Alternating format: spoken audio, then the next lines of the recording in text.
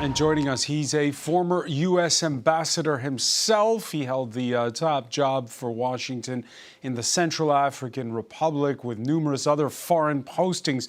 Jeffrey Hawkins, today research fellow at the French think tank IRIS. Thank you for being with us here on France 24. My pleasure, François. Let me begin with the sort of the breaking news aspect of this. There was a call that took place between the French foreign minister and the U.S. ambassador, Charles Kushner, this afternoon. Now, this is according to the French Foreign Ministry, saying that the ambassador took note of the grievances of his French counterpart, expressed his willingness not to interfere in our public debate, and recalled the friendship that binds France and the United States. No official public comment from the U.S. Embassy as of earlier, thus reported by the French news agency AFP. Your reaction to all of this? I mean, first of all, I think that the French are absolutely right. You know, when the foreign minister says he seems to have a basic misunderstanding of the work of an ambassador, and the fact that there was a phone call, you know, that's great.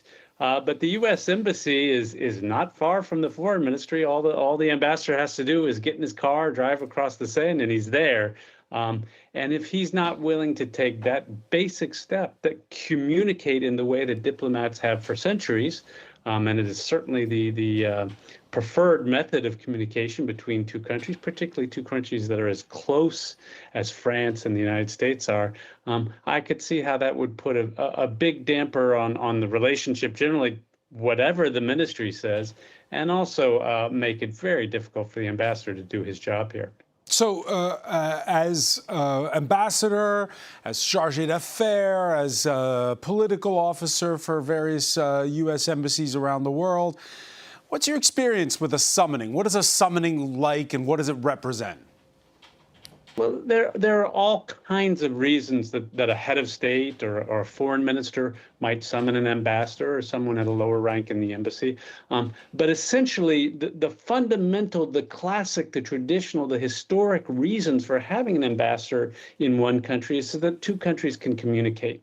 And that includes having difficult communications. That includes periods when there is unhappiness or distrust, or even, you know, in extreme circumstances when countries may be on the brink of war.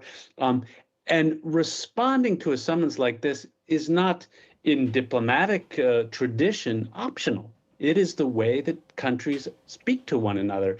And did you ever skip a summoning, or do you ever recall on your watch any ambassador skipping one?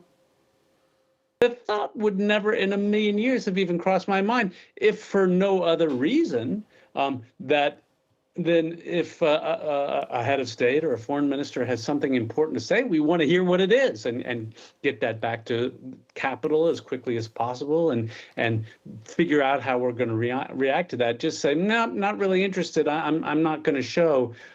Not only is not a great way to communicate with a partner nation, it's also a fundamental disrespect of the host nation. And I'm glad to see, frankly, even though, you know, I want American diplomacy to be successful in France, I'm glad to see that the French are treating this as something serious and taking it in the spirit in which it was, I suppose, intended. Except that it's not the first time. This is the second time that Charles Kushner has done this. Should the French reaction have been stronger if the shoe had been on the other foot? Well, I mean, the problem is this particular moment we're in, right? In the Trumpian moment, you risk seeing something like that escalate way further than perhaps you would like. But I think one of the fundamental problems here that we have with American diplomacy in the Trumpian moment is there's this performative aspect to it. And we see that so clearly with Charles Kushner. And let's not forget who he is. He's the father-in-law of President Trump's daughter. He's someone that was a New York real estate person, just like Donald Trump. He's someone that had some legal difficulties and was actually disbarred as a lawyer and spent some time in jail and was pardoned by Donald Trump. And above all, he's a major donor to Trump's successive campaigns. So, somebody like that, their target audience these days seems to be as much more the president and maybe the wider MAGA movement than it does the host country. And the idea of a diplomat sort of almost consciously disrespecting the host country, and particularly one that we're friendly with, that we have deep and lasting ties with, to please the boss, that is just incredibly unusual in diplomatic practice, and something that as a former professional diplomat, I find deeply disturbing. So he skipped the meeting. Why? For performative reasons, like you say, or?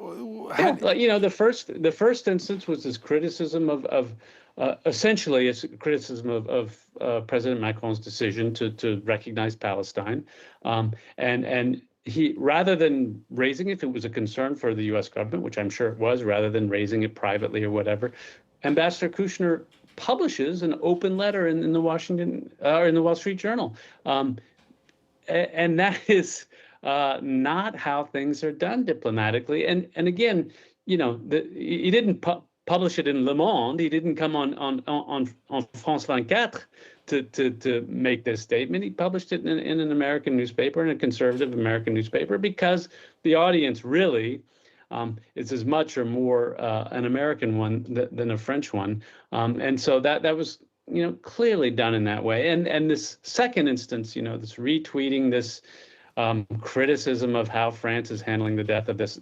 extreme right activist, again, just fits into a whole Trump narrative of the going back to J.D. Vance's speech last year at the Munich conference, talking about how, European civilization is in decline, and not protecting not engaging with the far right is a mistake, and blah, blah, blah.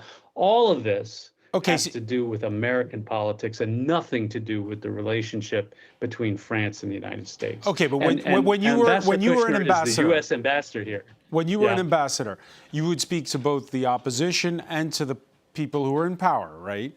So back in December, there was this tweet that turned heads. It was Ambassador Kushner welcoming Marine Le Pen and Jordan Bardella, the leaders of the party that's the front runner, far-right party from the National Rally. Is that meddling in French politics, or is that okay?